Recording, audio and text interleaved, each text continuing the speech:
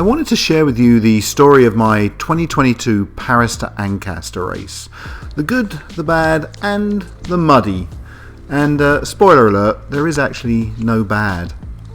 It's about 24 hours now until the Paris to Ancaster race. I'm actually in Ancaster at the moment. I'm here to register and to pick up my race kit. And boy, I'm really getting excited now.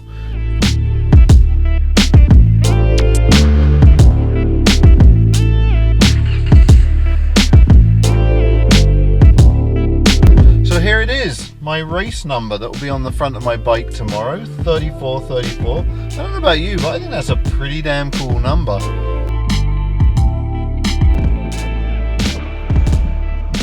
So we're here, just in time, a couple of minutes to spare, always keeping it nice and exciting.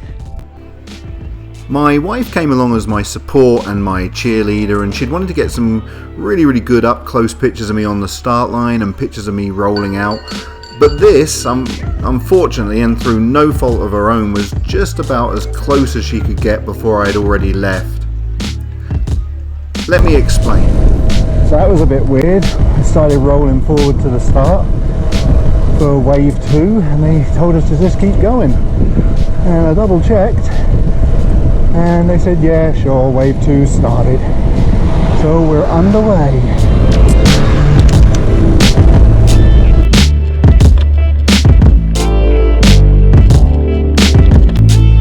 I went into this race with no particular goal, but I did have a plan. I really didn't want to feel particularly rough throughout the race. And with my cardiac history, you know, I didn't want to overextend myself and push too hard. So for the first considerable distance, I went really easy.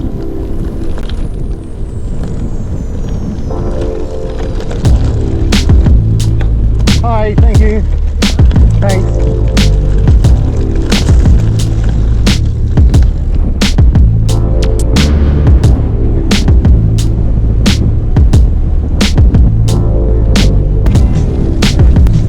The first 7 kilometers or so were on country roads and they were just nicely rolling, and then after about 7 kilometers you hit some grass and gravel, and then you hit a muddy section, and this was where it kind of started to get a little bit congested.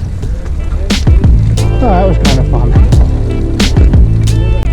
And about another kilometer along this trail, this happened and we came to an almost complete stop. And I was in this congestion for about 15 minutes, but at this point I was actually really happy because this was preventing me from overdoing it at the start. This was really helping to hold me back. You could tell from tyre tracks that some of the earlier riders had actually been cycling straight through this huge muddy puddle, but by the time it got to us, yeah, I wasn't going to be trying that. Coming up to 45 minutes and I'll take my first gel then, and I'll try to take them religiously every 45 minutes. If you're very observant, you may have noticed that I'm wearing one of those breathe right strips on my nose. I broke my nose really badly in 1986 and I find it quite difficult to breathe through it. That then becomes an additional problem as I'm trying to eat while I'm exercising. So I thought I'd give it a go, and it seemed to work, or it could have just all been in my mind, but you know, even if it was just in my mind, that's okay as well.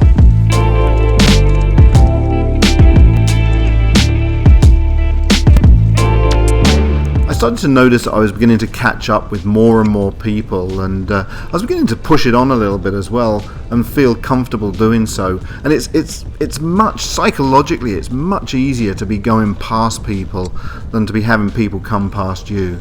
So the plan was coming together. Looks like we're going off-road again, so I'll grab a drink and grab the handlebars.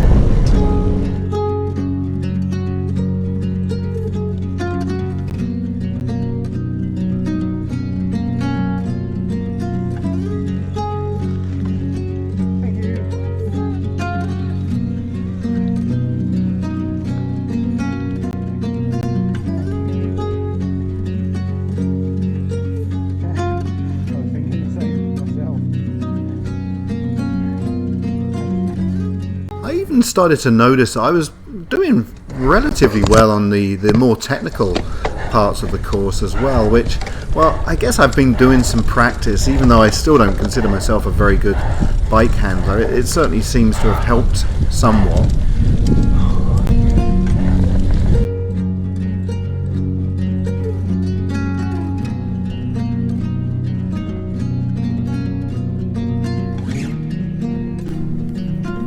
I wanted to mention the organisers and the marshals. They did an absolutely amazing job. The race itself just went so flawless and smoothly, and all the marshals were just so cheerful and so encouraging. They really, really made the race.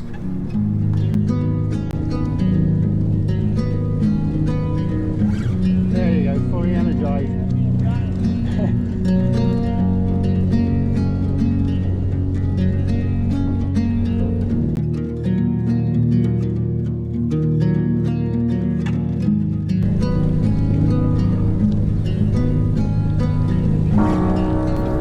Now this little section coming up took me by surprise because it was really thick, heavy, large lumps of gravel, and it started to throw my bike around. I was really glad to have both hands on the handlebars, but I got through it okay, and I remained upright, which is always a positive.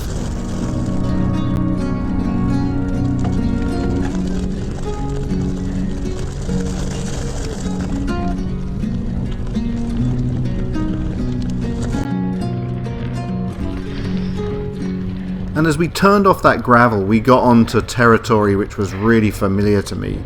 It was more like a rail trail. In fact, it does become a rail trail in a moment.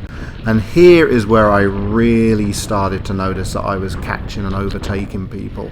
A real big confidence booster. And I think maybe because it was familiar, you know, being a rail trail, and maybe because it was flat, but I found myself able to push on really quite hard. With 14 kilometers to go, there's an aid station, but I'd been fueling really well on the bike, and I just knew I didn't need to stop, so I carried on.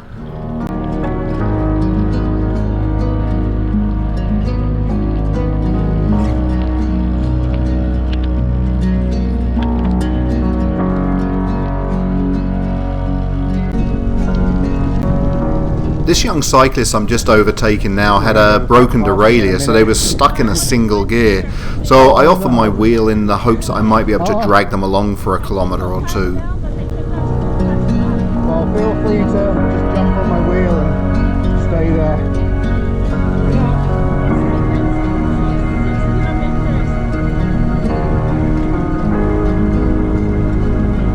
Oh, you're welcome.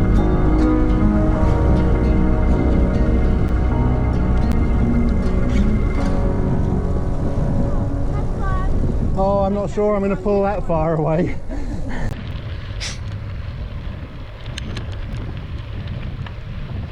I was particularly happy with how well I was able to climb. I'm a bit of a heavier rider, and also I'm not that experienced, and I've always kind of been disappointed when I'm out riding by myself with my climbing ability. So when I was able to compare myself to others, I actually started to feel quite strong.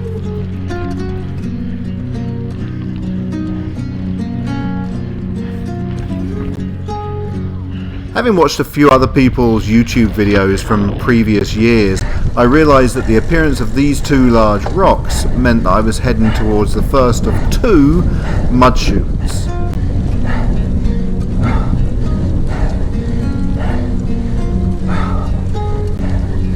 I was actually expecting to find pretty deep, wet mud, but the first mud chute was actually fairly dry.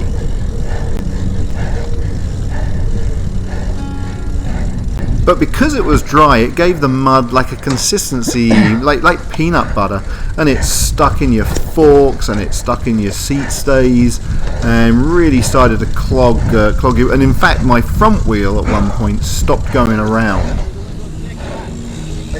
But there was nothing that a good stick and a bit of scraping can't sort out.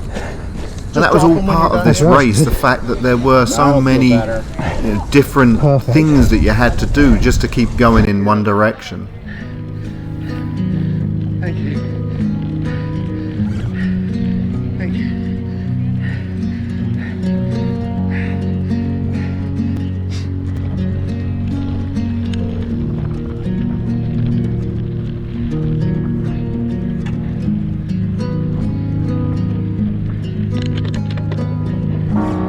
The second mud chute, which I'm just approaching, was much wetter, and everyone was walking down. So I decided to do the same. I'd done the same on the previous mud chute as well, and I think maybe if I do this race again, I would like to at least try to ride all the way down one. Even if I fall off the bike, if I try to ride down it, that will be some sort of an achievement.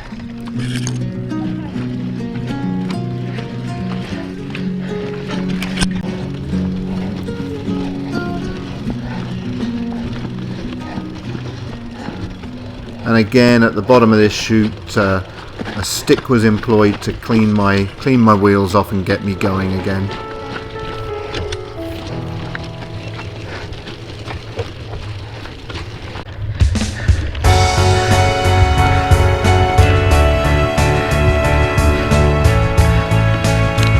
By this point I was well into the last 5 kilometers, and I really still felt just so strong.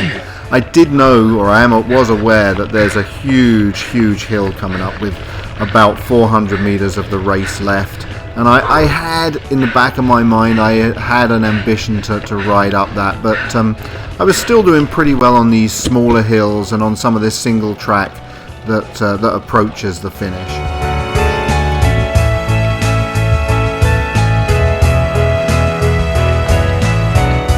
And I should say at this point that even as I'm riding along, even as I'm breathing hard going up these hills, I'm just, in my mind the whole time was just the fact that this was just so enjoyable. Just such a fantastic experience.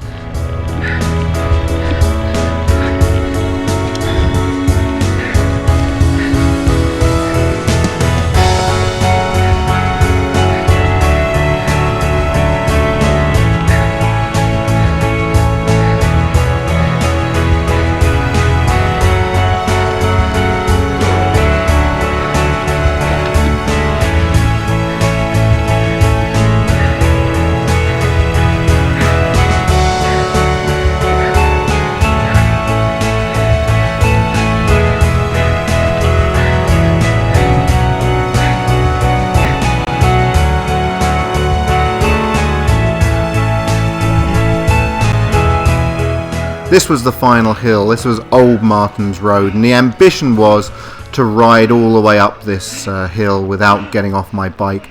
But that is an ambition that I'm going to have to save for another year. I just didn't have the legs to get up it on this occasion.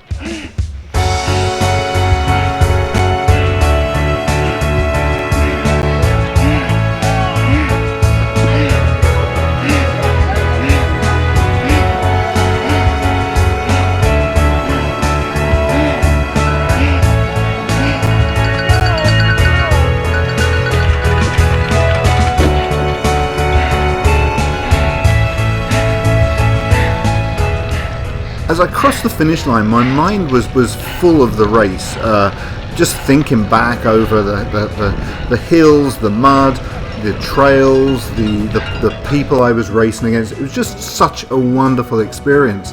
And then after the race, I'm discovering that there were really major stars in the race. Magali Rochette, Ted King, people who I'd been hearing about even before I was cycling.